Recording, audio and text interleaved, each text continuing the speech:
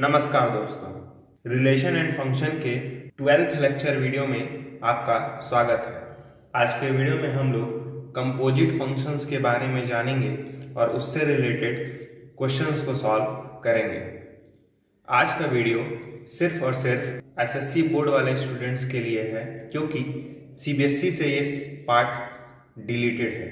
मतलब composite function CBSE वाले students को नहीं पढ़ना है, लेकिन अगर सीबीएसई वाले स्टूडेंट पढ़ना चाहते हैं तो पढ़ सकते हैं, क्योंकि आपके कंपटीशन एग्ज़ाम के लिए ये काफ़ी हेल्पफुल रहेगा। तो चलिए शुरू करते हैं। तो आइए सबसे पहले हम लोग कंपोजिट फंक्शन को एक फाइनाइट सेट के जरिए समझते हैं, देखते हैं ये है क्या। तो मान लेते हैं हमारे पास एक फंक्शन है f, जो कि एक सेट A से एक सेट B पर डिफाइन है, और हमारे पास एक और फंक्शन है जो कि एक सेट B से C पर डिफाइंड है। मान लेते हैं A सेट है वो है 1 2 3 4, B सेट है A B C, और C सेट है X Y Z W E। तो ये हमारे पास तीन सेट है। हम मान लेते हैं जो हमारा फंक्शन f है वो कुछ इस तरीके से डिफाइंड है 1, A 2, A 3, B 4, C। ये हमारा f है जो कि ऑर्डर्ड पेयर के फॉर्म में लिखा हुआ है। g को मान लेते हैं A, X B, W C, E। ये हमारा सेट G है जो कि ऑर्डर्ड पेयर के फॉर्म में दिया है। अब हम लोग इन फंक्शंस को वेन डायग्राम के जरिए रिप्रेजेंट करते हैं, देखते हैं हमें क्या मिलता है। तो ये रहा हमारा सेट A, इसके अंदर है 1 2 3 4। ये सेट है B जिसके अंदर है A B C। ये सेट है C जिसके अंदर है X Y Z W E। तो F जो फंक्शन है वो A से B पे डिफाइंड है, मतलब A के एलिमेंट्स को वो B पर भेज रहा है। तो देखते हैं किस तरह भेज रहा है। 1 को A पे भेज रहा है, मतलब 1 किस पे मैप हुआ होगा, A पे। 2 किस पे मैप हुआ होगा, ये भी A पर। 3 किस पे मैप हुआ होगा, ये B पर मैप हुआ होगा। 4 किस पे मैप हुआ होगा, ये C पे मैप हुआ होगा। तो ये हमारा F है। मैं इसको F नाम दे देता हूँ, जो 1 को A पे भेज रहा है, 2 को भी A पे भेज रहा है, 3 को B पे भेज रहा है, 4 को C पे भेज रहा है। अब बनाते हैं G। G A को X पे भेज रहा है, तो A को हमने X पे भेज दिया। B को W पे भेज रहा है, तो B को हमने W पे भेज दिया। C को किस पे भेज रहा है, E पे भेज रहा है, तो C को E पे भेज दिया। तो ये हमारा G है। यहाँ तक आपको कोई दिक्कत नहीं होगा। अब मैं देख सकता हूँ कुछ चीज़ें। मैं एक चीज़ देखना चाहता हूँ। मैं G ऑफ F1 निकालना चाहता हूँ। इसका मतलब समझते हैं। मैं G ऑफ F1 लिख रहा हूँ, घबराइएगा मत, बस एक बार देखते चलिए हो क्या रहा है।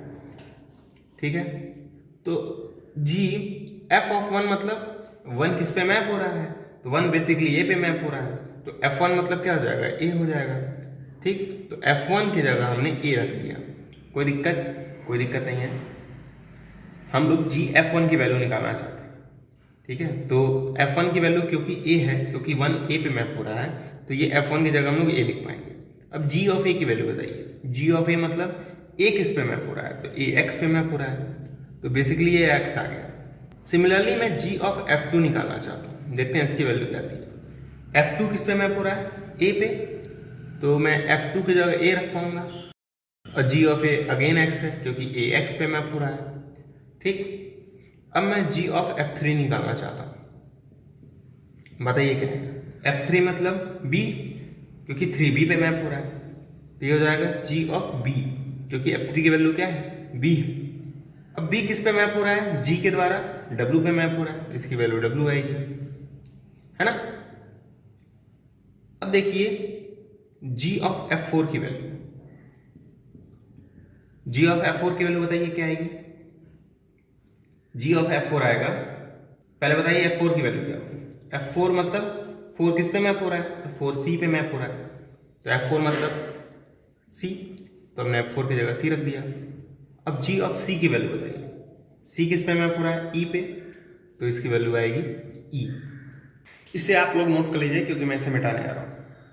आइए देखते हैं ये सब करने से हुआ क्या। अब ध्यान से देखिए, जी एफ एक फंक्शन है, इसी को ही हम लोग कंपोजिट फंक्शन कहते हैं। जी एफ एक फंक्शन है जो 1 को x पर भेज रहा है, 2 को x पे भेज रहा है, 3 को w पे भेज रहा है, 4 को e पर भेज रहा है। ध्यान से देखिए, मैं कह रहा हूं जी ओ एफ एक फंक्शन है, देखते हैं कैसे, जो कि a के एलिमेंट्स को डायरेक्टली c पर भेज रहा है।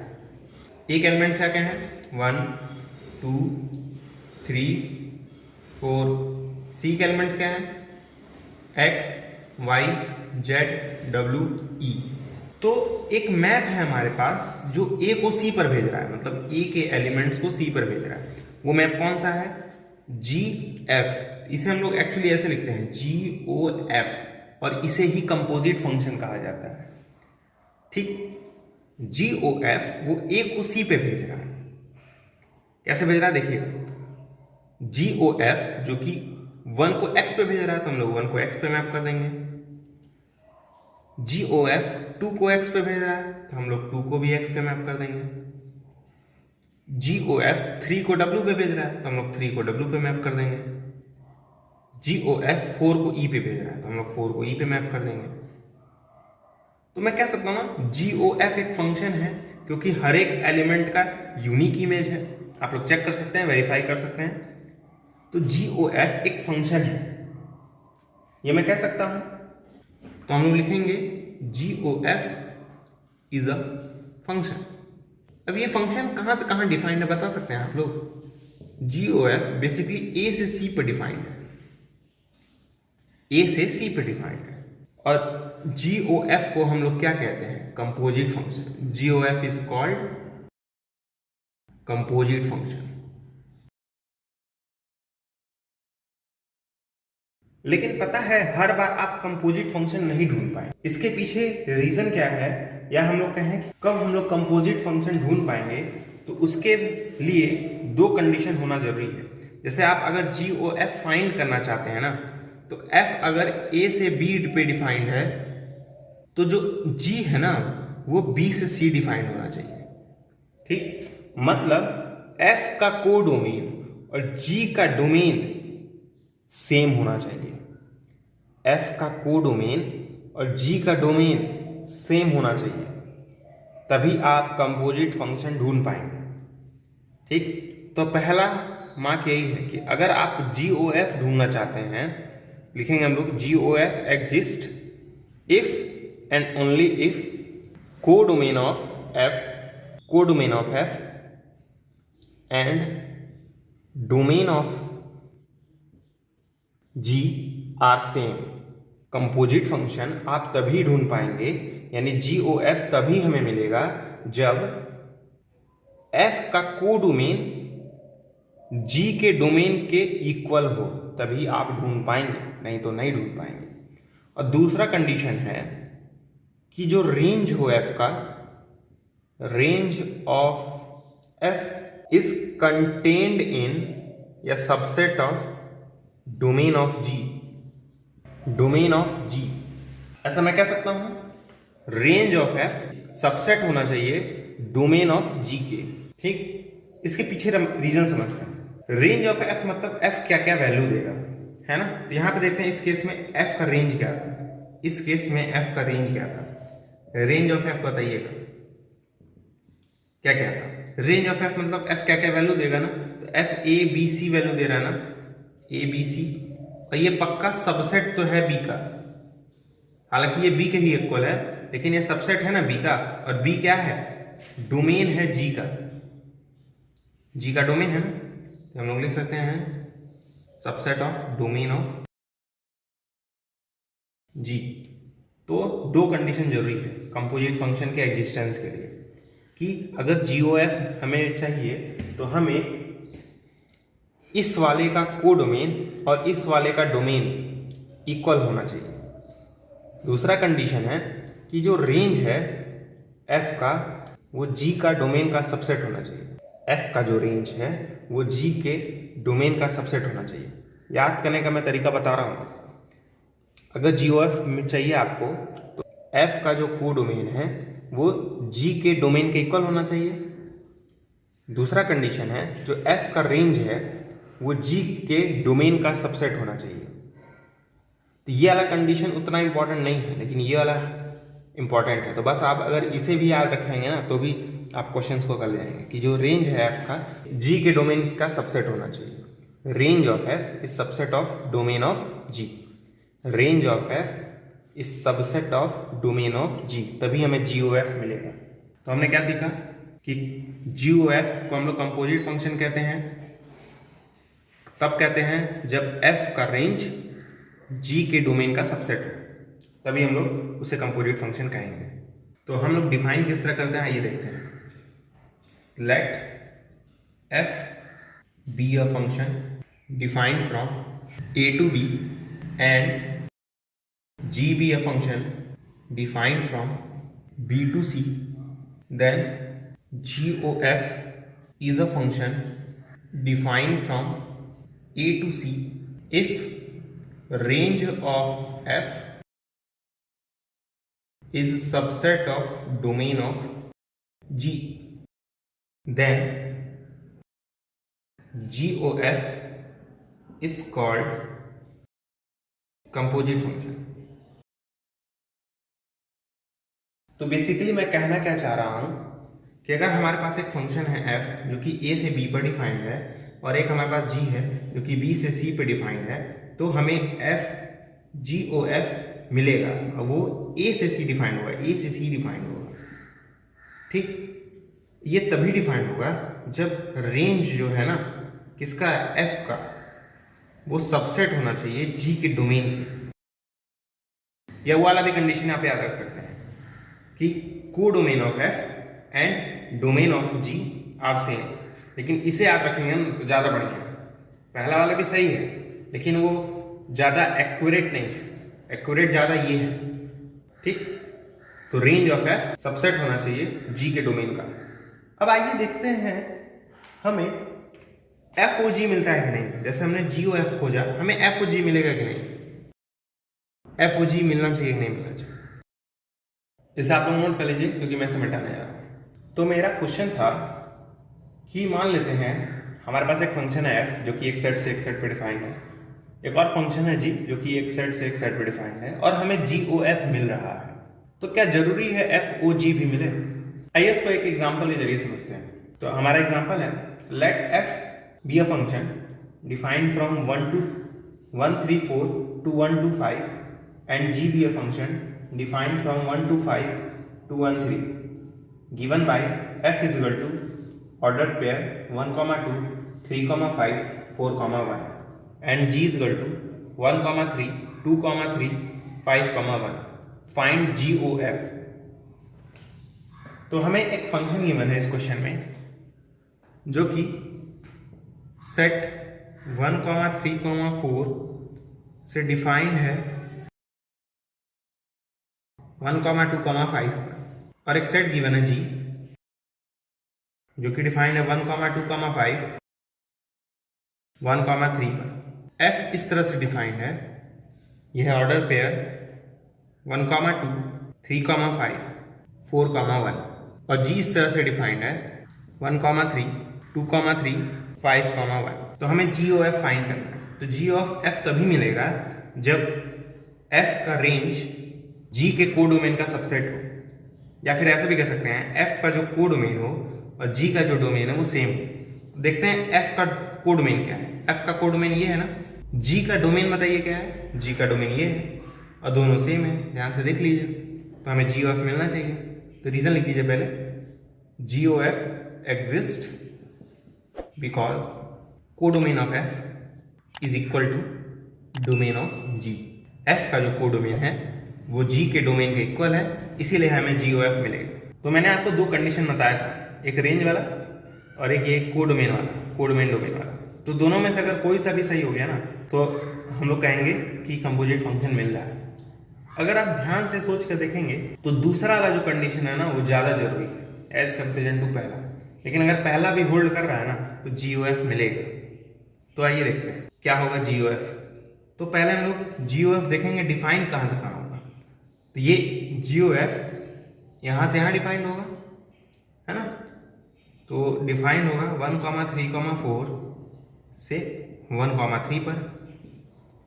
तो आइए GOF ऑफ 1 निकालते हैं, मतलब 1 का इमेज क्या आएगा। तो इसको लिख सकते हैं G ऑफ F1।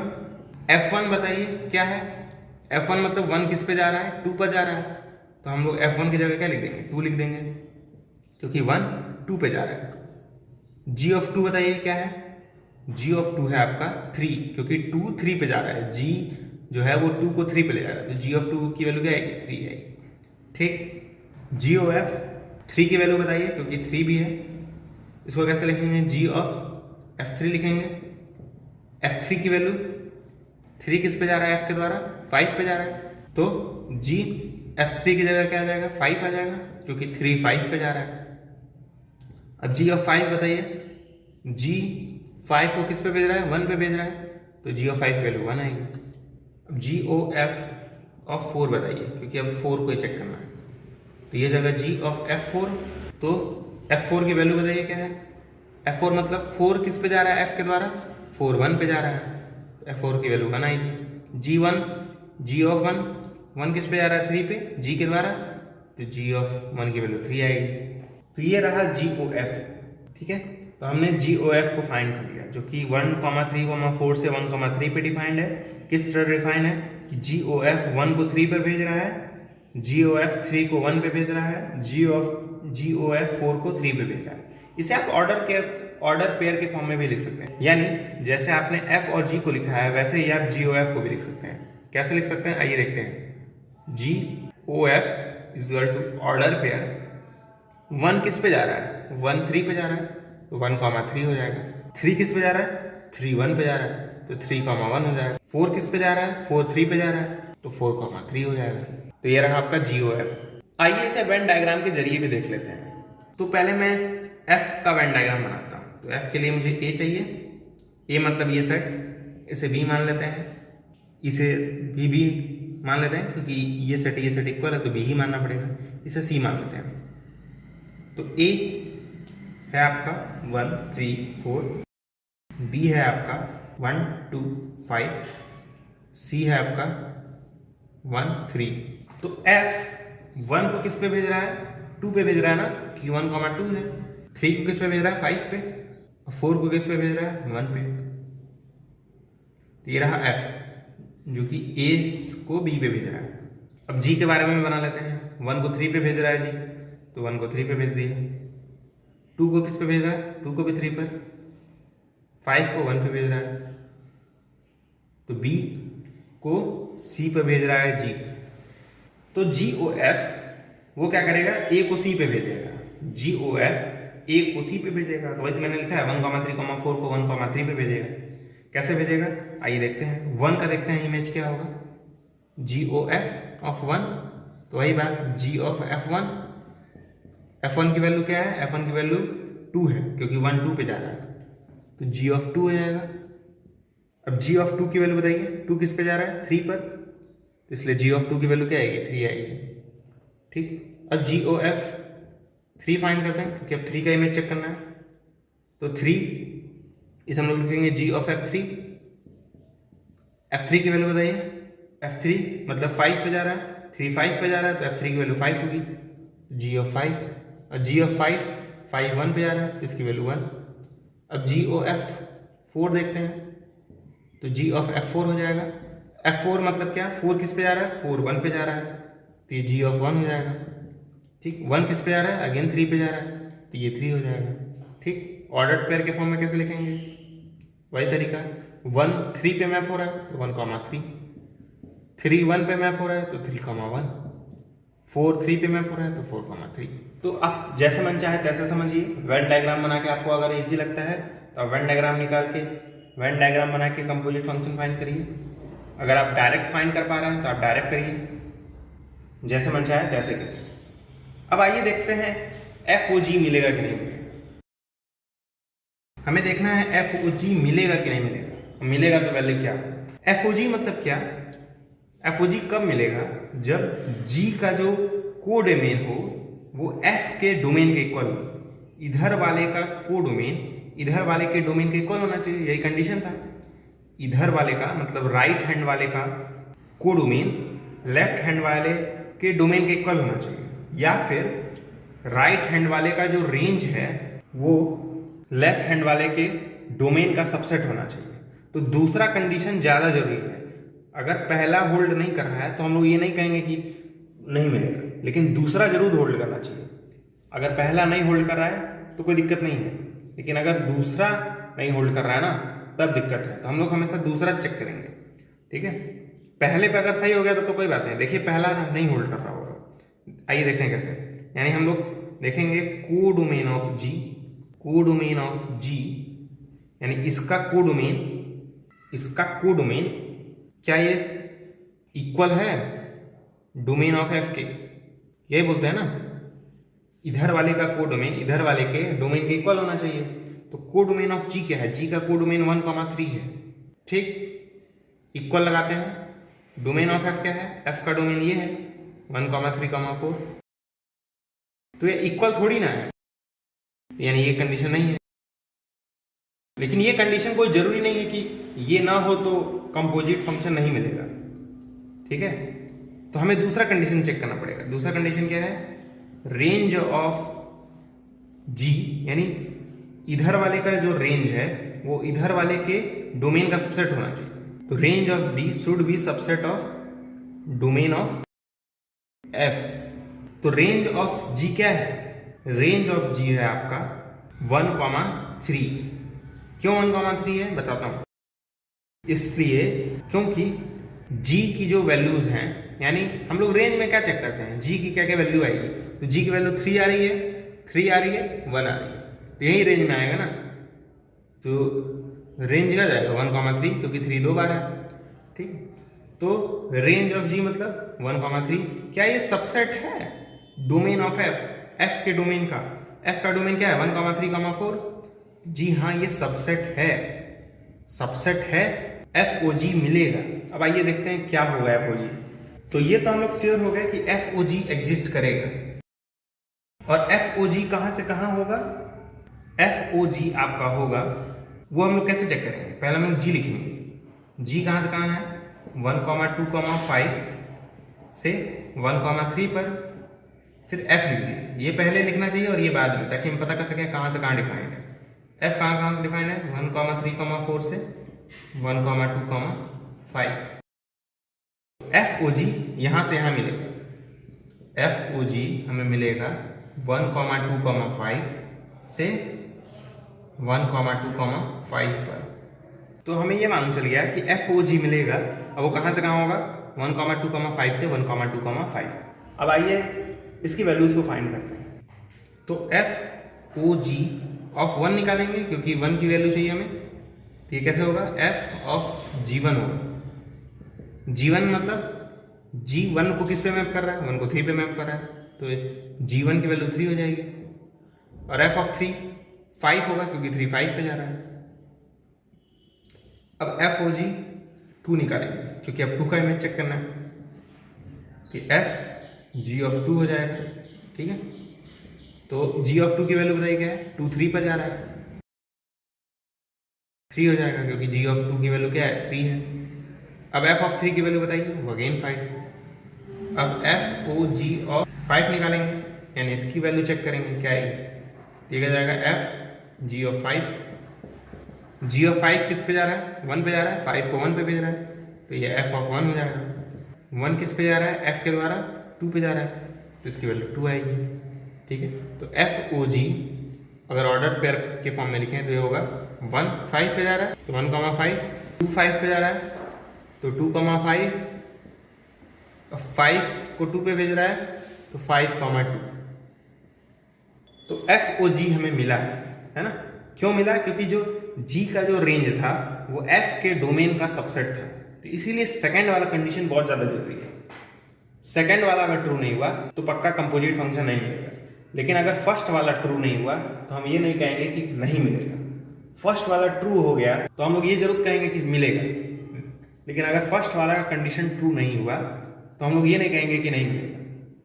उसके लिए हम लोग सेकंड कंडीशन को चेक करेंगे, ठीक है। इसीलिए सेकंड वाला पार्ट जरूरी है, तो इसीलिए सीधे सेकंड पार्ट को वेरीफाई करना चाहिए। मतलब सीधे आप चेक करिए कि जो जी का रेंज है वो क्या एफ के डोमेन का सबसेट है।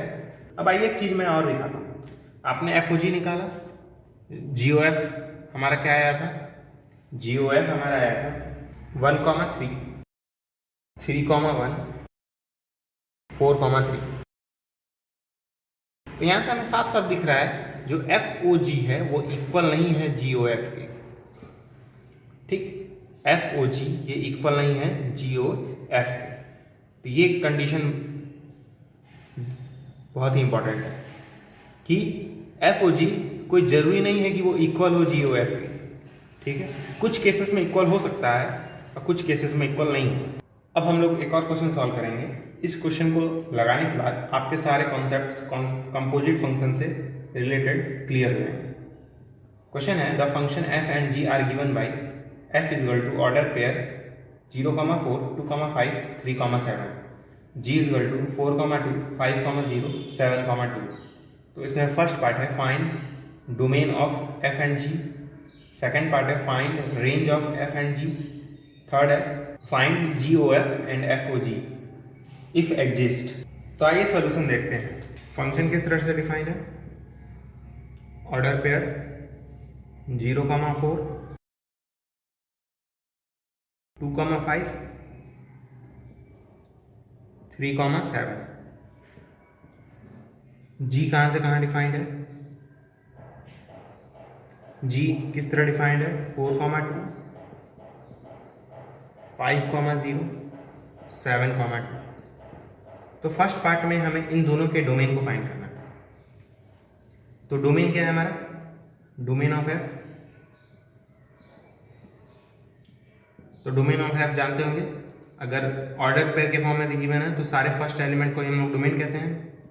तो डोमेन क्या आ जाएगा 0, 2, 3 सारे फर्स्ट एलिमेंट्स, ठीक है। डोमेन ऑफ जी बताइए क्या होगा, 4, 5, 7। सिमिलरली रेंज हम लोग फाइंड कर सकते हैं। रेंज क्या होता है, सारे सेकेंड एलिमेंट्स ऑर्डर पेयर के। तो रेंज ऑफ एफ क्या होगा 4, 5, 7। वैसे रेंज मतलब जानते होंगे आप लोग एफ की क्या क्या वैल्यूज आएंगे। तो एफ की वैल्यू क्या कहेगी, जब 0 रखेंगे तो 4 आएगा, 2 रखेंगे तो 5 आएगा, 3 रखेंगे तो 7 आएगा। तो वैल्यूज क्या क्या आ रही है 4, 5, 7, इसलिए रेंज क्या जाएगा 4, 5, 7। जी का रेंज आ जाएगा 2, 0, 2, 2, 0, 2। लेकिन 2 तो 2 बार आ चुका है, सेट में किसी एलिमेंट को रिपीट नहीं करते हैं, तो सिर्फ रेंज 2,0।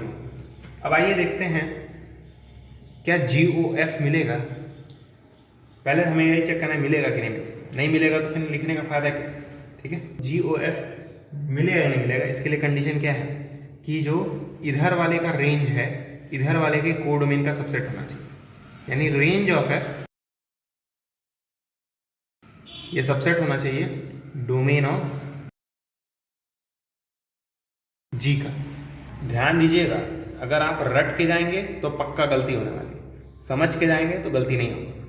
कंडीशन क्या है कि इधर वाले का रेंज इधर वाले के डोमेन का सबसेट होना चाहिए। तो वही मैंने लिखा है range of f subset of domain of g. तो देखते हैं रेंज ऑफ एफ क्या है। रेंज ऑफ एफ क्या है 4, 5, 7। क्या ये सबसेट है डोमेन ऑफ जी का। डोमेन ऑफ जी क्या है, डोमेन ऑफ जी है 4, 5, 7। तो पक्का ये सबसेट है, यानी ये बात तो ट्रू है। तो हम लोग लिखेंगे जी ओ एफ एग्जिस्ट्स, ठीक है। उसके पीछे रीजन ये है कि रेंज जो है एफ का वो जी के डोमेन का सबसेट है। अब चेक करते हैं एफ ओ जी मिलेगा कि नहीं मिलेगा। तो एफ ऑफ जी के लिए क्या चाहिए, इधर वाले का रेंज। तो रेंज ऑफ जी ये सबसेट होना चाहिए इधर वाले के डोमेन के। तो domain of f range of g क्या है 2,0। क्या ये सबसेट है domain of f. Domain of f क्या है 0,2,3। अब चेक करिए 2,0 क्या ये सबसेट है 0,2,3 का। बिल्कुल है। इधर वाले सेट के जितने भी एलिमेंट्स हैं वो इधर इसमें प्रेजेंट है, हर एक एलिमेंट इस सेट का इसमें प्रेजेंट है, इसलिए सबसेट होगा। तो 2,0 सबसेट है 0,2,3 का, इसीलिए एफ ओ जी क्या करेगा, एग्जिस्ट करेगा। ठीक है, यानी एफ ओ जी को हम फाइंड कर सकते हैं। अब आइए फाइंड करते हैं। तो जी ओ एफ पहले बताइए कहाँ से कहाँ मिलना चाहिए। जी ओ एफ कहाँ से कहाँ मिलना चाहिए, मैं ऐसा कह सकता हूँ 0,2,3 से 2,0 तक। इसके पीछे मैं लॉजिक बताऊंगा, चिंता न करें। अगर नहीं पता है तो मैं सीधे सीधे एक नोट करके लिखवा रहा हूँ कि जी ओ एफ कहाँ से कहाँ होगा। ये अगर न दिया हो, जैसे यहाँ पे दिया नहीं है एफ कहाँ से कहाँ डिफाइंड है, जी कहाँ से कहाँ डिफाइंड है, तो कैसे लिखेंगे। तो जी ओ एफ आपका डिफाइंड होगा domain of f to codomain of g. Codomain की जगह आप रेंज भी लिख सकते हैं, या फिर रेंज ऑफ जी। तो जी ओ एफ कहाँ से कहाँ डिफाइन होगा, एफ के डोमेन से जी के कोडोमेन पर, लेकिन जी का कोडोमेन तो दिया ही नहीं है, तो हम लोग रेंज ऑफ जी यूज करेंगे। ठीक, तो यानी जी ओ एफ डिफाइन होगा डोमेन ऑफ एफ, बताइए क्या है 0,2,3। क्योंकि हमें जी का कोड डोमेन नहीं दिया तो हम लोग रेंज का कॉन्सेप्ट यूज करेंगे। तो जी का रेंज क्या है 2,0,2, बेसिकली 2,0 है ना। अब आइए वैल्यूज को फाइंड करते हैं। जी ओ एफ ऑफ 0 बताइए, मतलब इसकी वैल्यू क्या हो जाएगा, g of f of 0। F of 0 मतलब क्या, एफ 0 को कहाँ भेजेगा, तो 0 को 4 पे भेज रहा है, तो एफ ऑफ 0 मतलब 4। ठीक, तो जी ऑफ 4 की वैल्यू क्या आएगी 4। जी 4 को किस पे भेज रहा है, 4 को 2 पे भेज रहा है, तो जी ऑफ 4 की वैल्यू 2 आएगी। अब जी ओ एफ ऑफ 2 बताइए, तो जी ओ एफ ऑफ 2 की वैल्यू क्या आएगी, g of f of 2। F of 2 मतलब एफ 2 को कहाँ भेज रहा है, एफ 2 को 5 पे भेज रहा है, तो ये जी ऑफ 5 हो जाएगा। जी ऑफ 5 मतलब जी 5 को कहाँ भेज रहा है, 5 को 0 पे भेज रहा है, ये 0 हो जाएगा। सिमिलरली बताइए जी ओ एफ ऑफ 3, ये इक्वल होगा g of f of 3। F of 3 मतलब 7, क्योंकि 3 7 पे जा रहा है, तो जी ऑफ 7 हो जाएगा। और जी ऑफ 7 मतलब क्या 2, ये 2 आएगा। तो जी ओ एफ को हम लोग अगर ऑर्डर पेयर के फॉर्म में लिखें तो किस तरह लिखेंगे, 0 को 2 पे भेज रहा है, पहला ऑर्डर पेयर 0,2, 2 को 0 पे भेज रहा है, तो दूसरा 2,0, फिर 3 को 2 पे भेज रहा है, तो तीसरा 3,2। ठीक है, ये रहा हमारा जी ओ एफ। तो ये याद रखिएगा कि जी ओ एफ वो कहाँ से कहाँ डिफाइंड होगा, एफ के डोमेन से, इधर वाले के डोमेन से इधर वाले के कोडोमेन पर। ठीक है, लेकिन अगर कोडोमेन नहीं दिया है इधर वाले का तो हम लोग रेंज लिखेंगे इधर वाले का। ठीक है, तो अगर ये चीज़ आपको याद है तो लिखने में कोई दिक्कत नहीं आएगी। तो हमने जी ओ एफ निकाल लिया, अब हम लोग एफ ओ जी निकालेंगे। तो हमने चेक कर लिया था कि एफ ओ जी तो मिलने वाला है, कहाँ से कहाँ मिलेगा, इधर वाले के डोमेन से, यानी डोमेन ऑफ जी से इधर वाले के कोडोमेन पर, कोडोमेन ऑफ एफ। लेकिन हमें एफ का कोडोमेन तो गिवन नहीं है, तो हम लोग रेंज ऑफ एफ लिखेंगे। तो चलिए देखते हैं कहाँ से कहाँ डिफाइंड है एफ ओ जी।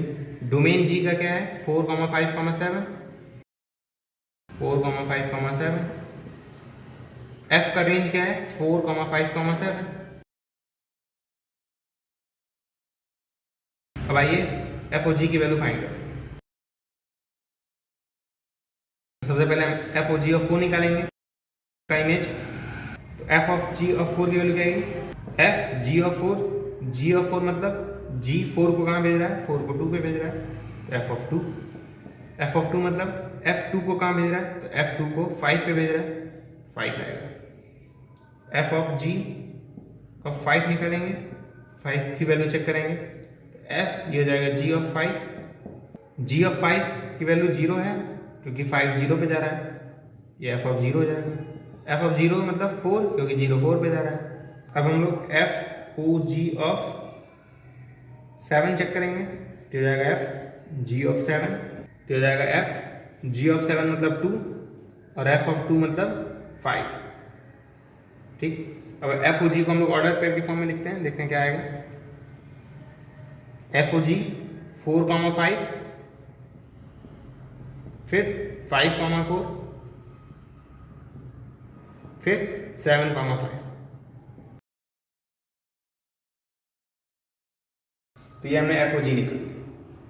तो नेक्स्ट क्वेश्चन है find g O f and f o g if f is defined from R to R and g is defined from r to r are given by fx is equal to cos x and gx is equal to 3x square so that GOF is not equal to FOG। तो हमें f defined है r से r पर और g defined है ये भी r से r पर। f किस तरह डिफाइंड है, fx is equal to cos x और g किस तरह डिफाइंड है, gx is equal to 3x square. अब ये फाइनाइट सेट का एग्जाम्पल नहीं है, अभी तक जो आपके पास सेट थे वो फाइनाइट सेट्स थे, लेकिन इस बार हमें इन्फिनिट सेट गिवन है। तो पहले आइए देखते हैं जी ओ एफ एग्जिस्ट भी करेगा कि नहीं, जी ओ एफ एग्जिस्ट करेगा कि नहीं। तो इसके लिए क्या है, आप ये चेक करिए कि क्या इधर वाले का रेंज इस वाले के डोमेन का सबसेट है कि नहीं। तो रेंज ऑफ एफ क्या ये सबसेट है डोमेन ऑफ जी का। तो रेंज ऑफ एफ क्या आएगा, इसका रेंज आप लोग जानते हैं cos x का रेंज होता है -1 से 1 क्लोज इंटरवल। तो -1,1 सबसेट होगा, डोमेन ऑफ जी क्या है, जी का डोमेन तो आर है, ये सबसेट होगा ही, यानी जी ओ एफ एग्जिस्ट करेगा। लेकिन इस वाले मेथड में दिक्कत क्या है ना कि आपको रेंज निकालना पड़ेगा, है ना। तो आप फर्स्ट वाले पे जाइए, फर्स्ट वाले में रेंज निकालने की जरूरत ही नहीं पड़ती, ठीक है। लेकिन सेकंड वाला ज़्यादा जरूरी है, ठीक है। लेकिन मैंने आपको बताया था अगर फर्स्ट वाला कंडीशन ट्रू है तो हम लोग कहेंगे कि एग्जिस्ट कर रहा है, फर्स्ट वाला ट्रू नहीं है तो हम लोग ये नहीं कहेंगे कि एग्जिस्ट नहीं कर रहा है। अगर फर्स्ट वाला ट्रू नहीं है तो सेकेंड कंडीशन को चेक करेंगे, अगर फर्स्ट वाला कंडीशन ट्रू नहीं है तो हम लोग सेकेंड जो मैंने भी जस्ट डिस्कस किया उसको चेक करेंगे, ठीक है। तो आइए पहले फर्स्ट वाला कंडीशन देखते हैं क्योंकि वो ज़्यादा आसान है। फर्स्ट वाला कंडीशन क्या है, इधर वाले का कोडोमेन इक्वल होना चाहिए इधर वाले के डोमेन के। तो f का कोडोमेन क्या है, कोडोमेन ऑफ f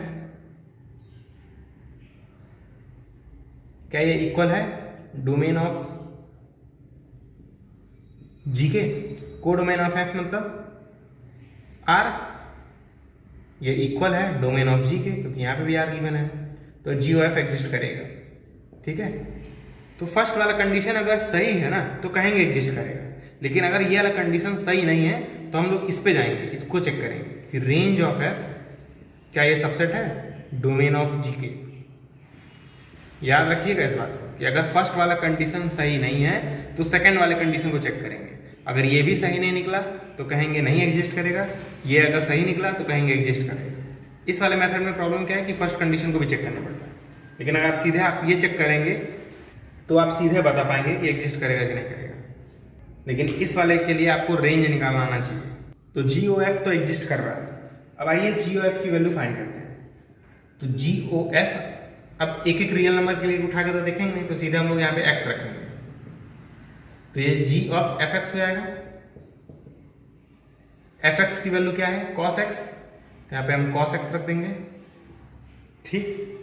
अब देखिए क्या है जी ऑफ एक्स मतलब 3x स्क्वायर ना, तो जी ऑफ कॉस एक्स मतलब क्या 3 मल्टीप्लाई बाई जो अंदर लिखा रहा है उसका स्क्वायर, है ना। अंदर कॉस एक्स लिखा हुआ है तो हम लोग कॉस एक्स का स्क्वायर लिखेंगे। ध्यान से देखिए यही है 3x स्क्वायर ही है, लेकिन ये तो 3x स्क्वायर तब था जब अंदर x हो, यहाँ पे अंदर कॉस एक्स है तो ये कॉस एक्स का स्क्वायर होगा, ठीक है। लिखा जाएगा 3 कॉस स्क्वायर एक्स, तो ये हमारा आया जी ओ एफ ऑफ एक्स की वैल्यू। अब हम लोग एफ ओ जी निकालेंगे, पहले देखेंगे कि एग्जिस्ट भी कर रहा है कि नहीं। तो फर्स्ट मेथड पे आइए। फर्स्ट मेथड क्या कहता है कि कोडोमेन ऑफ जी, यानी इधर वाले का कोडोमेन ये इक्वल होना चाहिए इधर वाले के डोमेन के, यानी डोमेन ऑफ एफ। तो कोडोमेन ऑफ जी क्या है, कोडोमेन जी का आर है, इक्वल है डोमेन ऑफ एफ क्या है, वो भी आर है, ये इक्वल है, इक्वल है तो एग्जिस्ट करेगा ही। ठीक है, तो हम लोग लिखेंगे एफ ओ जी एग्जिस्ट। अब इसकी वैल्यू फाइंड करते हैं। F o g of x होगा, इसको हम लोग लिख सकते हैं f g of x. G of x की वैल्यू बताइए, 3x², तो जाएगा एफ 3x²। अब आप लोग जान रहे हैं जो एफ एक्स है वो कॉस एक्स है, तो एफ 3x² क्या हो जाएगा, मतलब x की जगह हमें 3x² लिखना पड़ेगा, तो जाएगा कॉस 3x²। ध्यान से देखिए, x की जगह 3x² था, तो इस x की जगह भी तो 3x² आ जाएगा, तो वही cos 3x²। ये आई f o g of x की वैल्यू है ना। काफी आसान है सब निकालना। तो एफ ओ जी ये इक्वल नहीं है ना जी ओ एफ के, ठीक है, तो ये हमने प्रूफ कर दिया। यहाँ पे लिख लिया clearly, f o g is not equal to g O f. अब हम लोग आज का आखिरी क्वेश्चन सॉल्व करेंगे। क्वेश्चन है find g O f and f o g if f is defined from R to R and g is defined from R to R given by fx is equal to mod x and gx is equal to mod 2x minus 5 so that GOF is not equal to FOG। तो मैं फिर से एक function given है क्योंकि ये f r से r defined है, fx किसके इक्वल है, mod x के, g एक फंक्शन है वो डिफाइंड है r से r पर, g ऑफ x किसके इक्वल है 2x माइनस 5 के। तो हमें एफ ओ जी और जी ओ एफ को फाइंड करना है। तो पहले चेक करेंगे कि भाई जी ओ एफ मिल भी रहा है कि नहीं मिल रहा है। जी ओ एफ कैसे चेक करेंगे मिल रहा है कि नहीं मिल रहा है, हम लोग इधर वाले का कोडोमेन और इधर वाले का डोमेन चेक करेंगे क्या दोनों इक्वल हैं। तो कोडोमेन ऑफ एफ क्या ये इक्वल है डोमेन ऑफ जी के। कोडोमेन ऑफ एफ क्या है आर, डोमेन ऑफ जी क्या है ये भी आर, तो आर बराबर आर, तो इसलिए जी ओ एफ एग्जिस्ट करेगा, है ना। अच्छा, आप लोगों के मन में आ रहा है अगर एग्जिस्ट करेगा तो कहाँ से कहाँ करना चाहिए, तो ये भी चेक कर लेते हैं, कोई दिक्कत नहीं है। वैसे बोला तो नहीं है कि पता करिए जी ओ एफ कहाँ से कहाँ एग्जिस्ट कर रहा है। जैसे एफ आर से आर, तो जी ओ एफ बताइए कहाँ से कहाँ होगा।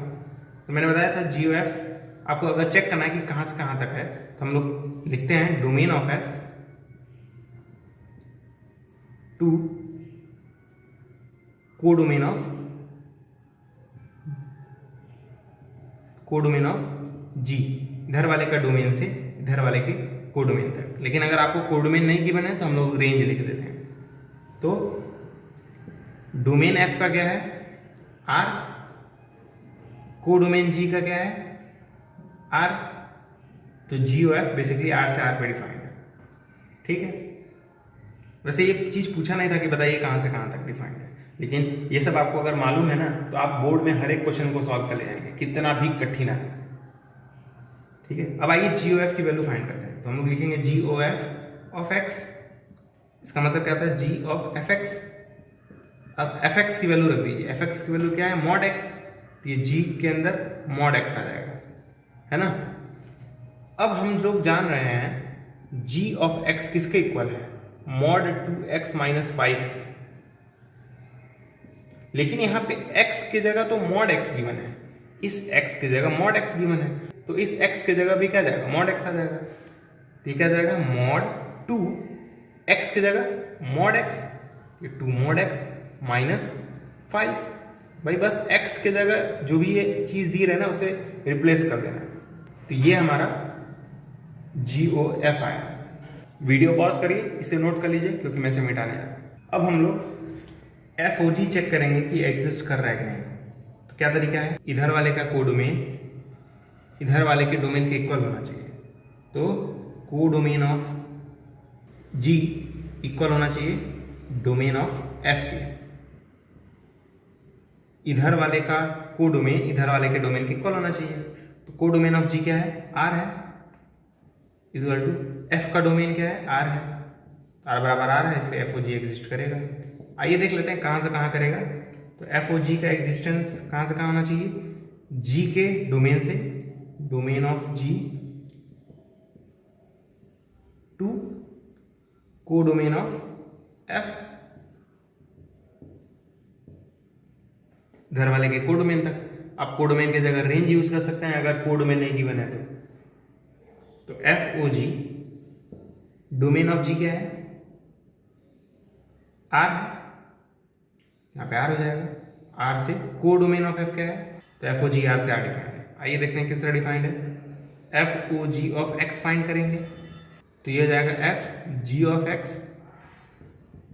जी ऑफ एक्स मतलब एफ जी एक्स की वैल्यू फाइंड कर दीजिए।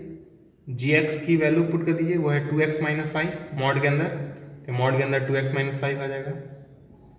ठीक है, अब एफ एक्स मतलब था मॉड एक्स, तो एफ मॉड 2x माइनस 5 का मतलब x की जगह इस पूरे वैल्यू को रख देना है, x की जगह इस पूरे वैल्यू को उठा के रख देना है।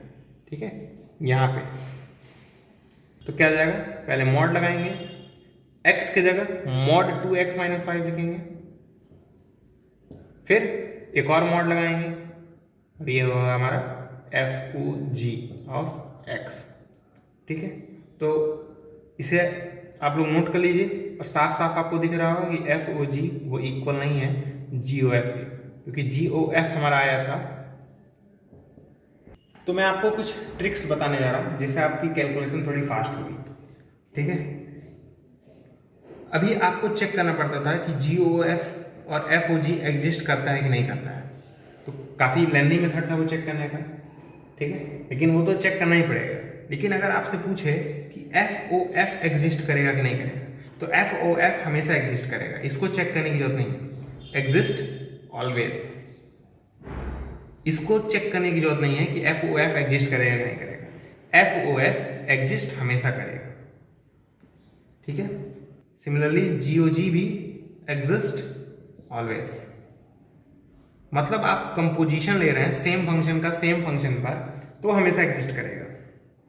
ठीक है, अब मैं एक ट्रिक और बता देता हूं कि अगर जी ओ एफ और एफ ओ जी एग्जिस्ट कर रहा है तो डायरेक्टली कैसे कहें कि एग्जिस्ट कर रहा है। इसका तरीका है, अगर एफ ए से ए डिफाइंड है और जी भी ए से ए डिफाइंड है, मतलब सब के सब एक ही सेट पर डिफाइंड है।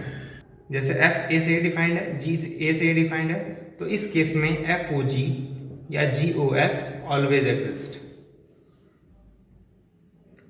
चेक करने की जरूरत नहीं है, अगर सारे सेट सेम हैं दोनों फंक्शन में तो हमेशा एग्जिस्ट करेंगे एफ ओ जी और जी ओ एफ। तो ये 3 नोट थे, ये आपको कैलकुलेशन को जरूर बचाएंगे। ठीक है, अगर ये आपसे याद नहीं हो रहा है तो कोई दिक्कत नहीं है, आप मेथड अप्लाई करेंगे तो उससे भी पता कर सकते हैं एग्जिस्ट करेगा कि नहीं करेगा।